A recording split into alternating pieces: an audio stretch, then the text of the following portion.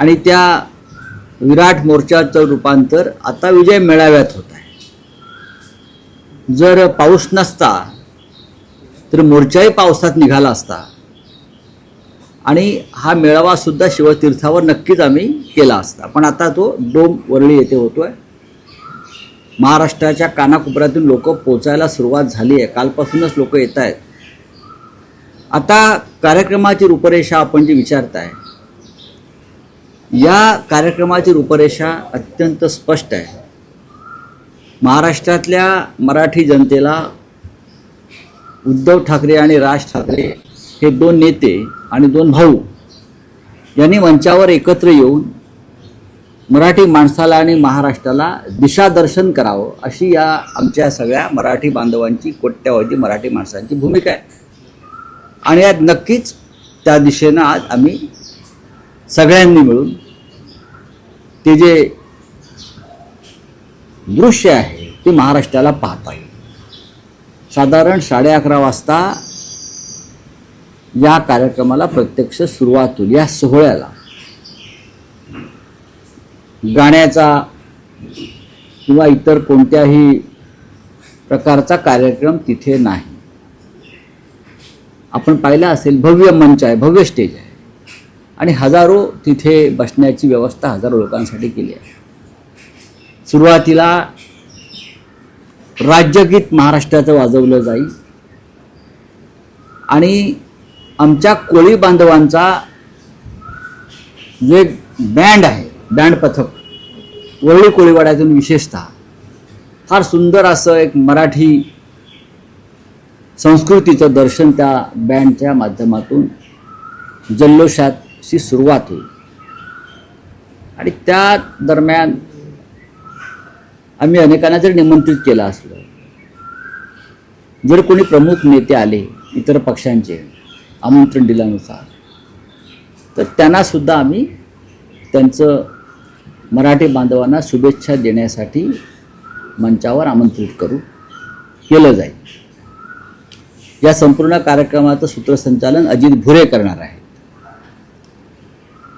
आणि सगळ्यात शेवटी एकत्रित माननीय उद्धव ठाकरे आणि माननीय राज ठाकरे यांना आमंत्रित केलं जाईल एकत्रित। आणि या दोघांनी महाराष्ट्राला, मराठी माणसांना संबोधित करावं अशा प्रकारचे ते नियोजन या कार्यक्रमाचं आहे। कार्यक्रम आटोपशीर आणि सुटसुटीत आहे। पाऊस येतोय, पाऊस जातोय। सभागृहाच्या बाहेर सुद्धा मोठ्या स्क्रीन लावून बाहेर जमलेल्या गर्दीला अगदी हाजी अलीच्या रस्त्यापर्यंत हा सोहळा पाहता यावा यासाठी सुद्धा व्यवस्था केलेली आहे। रावसाहेब, जे इतर राजकीय पक्षांचे प्रतिनिधी येतील किंवा राज ठाकरे, उद्धव ठाकरे असतील, हे व्यासपीठावर बसणार आहेत की निमंत्रिताच्या पहिल्या रांगेत बसणार आहेत? प्रत्येकाला भाषणासाठी त्या वेळेस व्यासपीठावर बोलावलं जाईल? बघा, हे आता असं आहे की तुम्हाला मी रूपरेषा सांगितली, आता तिथे मंचावरती काय घडतंय हे लोकांना प्रत्यक्ष पाहू द्या। मी तुम्हाला रूपरेषा सांगितली ना की कार्यक्रमाचं साधारण नियोजन या प्रकारचं आहे। आता प्रत्यक्ष मंचावरच्या ज्या हालचाली आहेत, नाट्य आहे, ते लोकांना तुमच्याच माध्यमातून पाहता येईल ना, ते तुम्हीही पहा आणि लोकांनाही पाहू द्या। पण एक रोमांचक सोहळा हा महाराष्ट्र अनुभवेल याच्याविषयी माझ्या मनात शंका नाही। मी रोमांचक हा शब्द वारंवार वापरतोय। हा सोहळा, या सोहळ्याचं नियोजन आणि आखणी ज्या पद्धतीने केलेली आहे, रोमांचक हा शब्दच त्याला योग्य आहे। कारण याआधी तुम्ही दोघांनाही एकत्र बघितलेलं होतं आणि आज जवळपास 20 वर्षांनी हा क्षण त्यामुळे तुमच्या भावना कशा आहेत? आमच्या भावना अत्यंत म्हणजे आजचा दिवस यावा आमच्या सगळ्यांच्या जीवनामध्ये मराठी माणसाचा, यासाठी आम्ही सातत्याने प्रयत्न केला। आता मी घरातून निघताना माझी आई आणि माझी पत्नी म्हणाली, आज चांगला कोट घालून जा। लोक का? आज सण आहे म्हणे। आज उद्धव आणि राज हे एकत्र मंचावर येत आहेत, हे आपल्यासाठी, सगळ्यांसाठी आनंदाचा दिवस आहे। उद्या जरी आषाढी असली तरी आज सुद्धा आपण तो सण साजरा केला पाहिजे. म्हणून मला घरातून आग्रह होता की आज सुंदर एक एखादा कोट घालून जा, बंद गळ्याचा वगैरे. म्हणजे ह्या भावना माझ्याकडे नाही आहे. या भावना प्रत्येक मराठी माणसाच्या घरामध्ये, मनामध्ये आणि हृदयामध्ये आहे. पण राज्याचे मुख्यमंत्री असं म्हणत आहेत की आम्हीही मराठी भाषेसाठी आग्रही आहोत, पण मराठी भाषेच्या नावाखाली जी गुंडगिरी केली जाते ती खपवून घेतली जाणार नाही. विशेषतः गेल्या 2 ते 3 दिवसात ज्या पद्धतीने मराठी परप्रांतीयांना मारहाण झालेली आहे. बघा, देवेंद्र फडणवीस यांचा जन्म झाला नव्हता तेव्हा शिवसेनेचा जन्म झाला. त्यांनी बाळासाहेब ठाकरेंनी शिवसेना, माननीय बाळासाहेब ठाकरेंनी शिवसेना ज्या संघर्षातून उभी केली, त्या संघर्षाचा अभ्यास देवेंद्र फडणवीस यांनी करणं फार गरजेचं आहे, कारण या राज्याचे मुख्यमंत्री आहेत. आज जे देवेंद्र फडणवीस बोलतायत मान ताट करून, त्याच्या मागे आमची गुंडगिरी कारणीभूत आहे. आम्ही जी मराठी माणूस म्हणून या मुंबईमध्ये मराठी माणसाला महाराष्ट्रात सन्मानानं जगता यावं म्हणून आम्ही केलेली विधायक गुंडगिरी, ह्याच्यामुळेच आज तुम्ही या राज्याच्या खुर्चीवर मुख्यमंत्रीपदाच्या सन्मानाने बसलेला आहात. आम्ही शिवसैनिकांनी मराठीचा अपमान कधी होऊ दिला नाही. प्रसंगी आम्ही संघर्ष केला. आमच्या शिवसैनिकांनी तेव्हाचा तुरुंगवास भोगला. आमच्यावर गुंडगिरीचे शिक्के मारले गेले, आमच्यावरती गुन्हे दाखल केले. आतापर्यंतच्या बहुतेक सगळ्या मुख्यमंत्र्यांनी, आणि तुम्ही सुद्धा त्याच्यामध्ये आहात, की तुम्ही का फार वेगळं करता अशातला भाग नाही. किंवा एकनाथ शिंदे मुख्यमंत्री होते तेव्हाही त्यांनी हेच केलं. बेळगावामध्ये आम्ही गेलो, तुम्ही नाही गेला. खटले आमच्यावर झालेत मराठी माणसासाठी. मुंबईमध्ये खटले आमच्यावर झालेले आहेत मराठी माणसासाठी. तेव्हा देवेंद्र फडणवीस यांनी ह्या विषयावर कमीत कमी भाष्य केलं तर त्यांचा मान राहील. जय गुजरातवर उपमुख्यमंत्री एकनाथ शिंदे यांनी विस्तारानं त्यांची भूमिका मांडली आहे. त्यांचं असं म्हणणं आहे, एकतर तो कार्यक्रम गुजराती समाजाचा होता, समोर मोठ्या संख्येनं गुजराती समाज होता, आणि गुजराती समाजानं महाराष्ट्राच्या विकासात दिलेलं जे योगदान आहे ते आम्हाला तुम्ही सांगू नका. अनुषंगानं त्यांनी तो जय गुजरात म्हटलं. आणि त्यांचं असंही म्हणणं आहे की गुजरात म्हणजे पाकिस्तान नव्हे. त्याच्यावर उद्धव ठाकरेंचा व्हिडिओ देखील हो, हे तर अत्यंत कच्चं मडक आहे.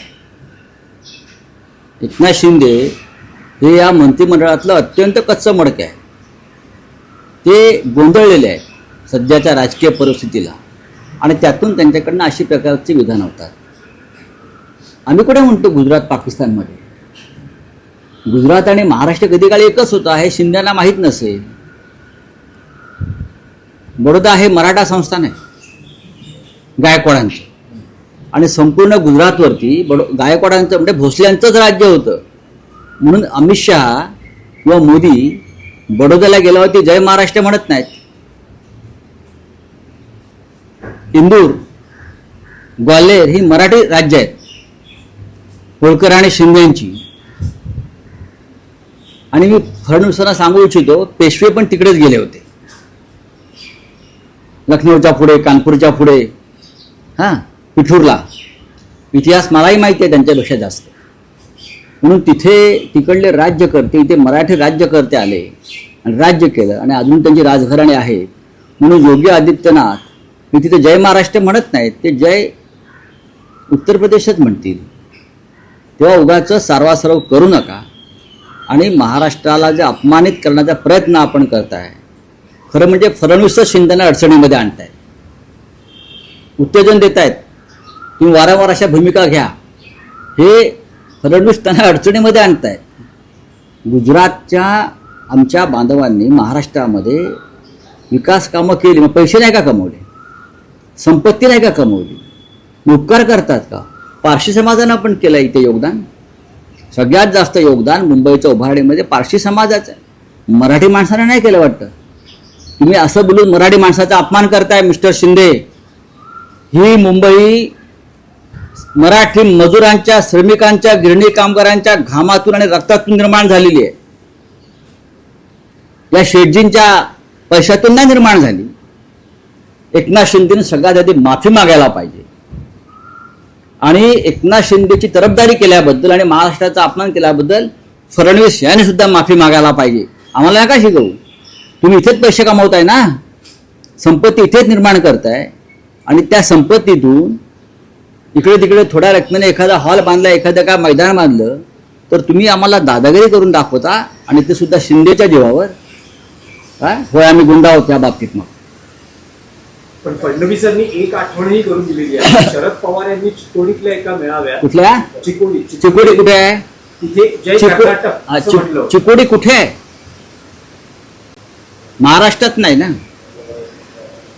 मग तुमच्या चंद्रकांत पाटलांनी तर तिथे कर्नाटक गीतच गायलं होतं ना बेळगावात जाऊन. तुम्ही जेवढं बोला तेवढं अडचणी त्याल.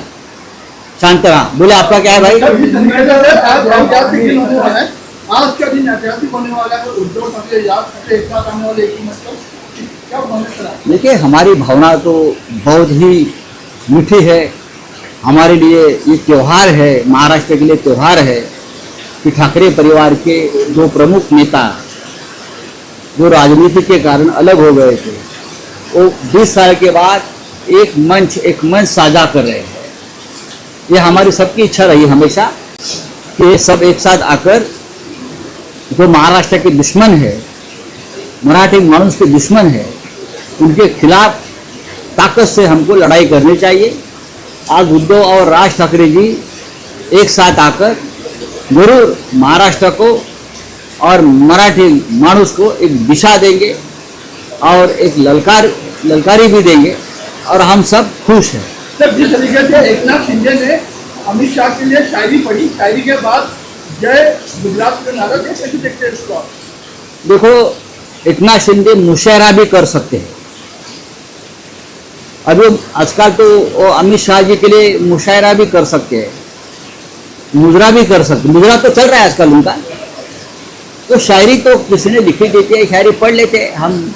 मैं उनको पहचानता हूँ. वो एक मराठी कविता भी नहीं पढ़ सकते. तो मुजरा, मुशायरा, शायरी, सत्ता में रहना है अमित शाह जी के आशीर्वाद से, तो ये मुजरा करना पड़ेगा. तो क्या है, करने दो. माफी मांगना चाहिए आपको लगता है? महाराष्ट्र में देखो, गुजरात इस देश का हिस्सा है. गुजरात हमारा भाई है, हमारा जुड़वा भाई है. गुजराती भाई हमारे भाई है गुजराती. लेकिन महाराष्ट्र में आपको जय महाराष्ट्र के बाद कोई और जय की बात नहीं करनी चाहिए. ये परंपरा है. और मैं ये कहूँगा कि शिंदे बोलते हैं कि ये गुजराती जो हमारे भाई है, उन्हें कुछ पुणे में कुछ काम किया, उसके लिए मैंने जय गुजरात बोला. मेरे सामने गुजराती लोग थे. अब बड़ौदा में तो सब मराठी लोग हैं, सूरत में मराठी लोग हैं. तो क्या मोदी और शाह वहाँ जाकर कार्यक्रम में जय महाराष्ट्र बोलते हैं क्या? ग्वालियर और इंदौर में तो मराठी राजा रहे हैं और आज भी है. तो वहाँ जाकर वहाँ के मुख्यमंत्री जय महाराष्ट्र बोलेंगे? नहीं बोलेंगे. तो आपको क्या ज़रूरत है? तो आपका जो मुजरा चल रहा है ना अमित शाह जी के सामने,